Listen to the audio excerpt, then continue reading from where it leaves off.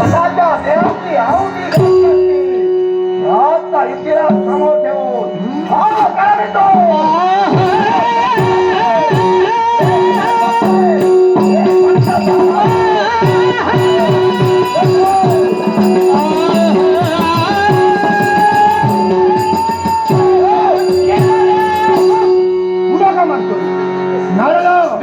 गेला आहे.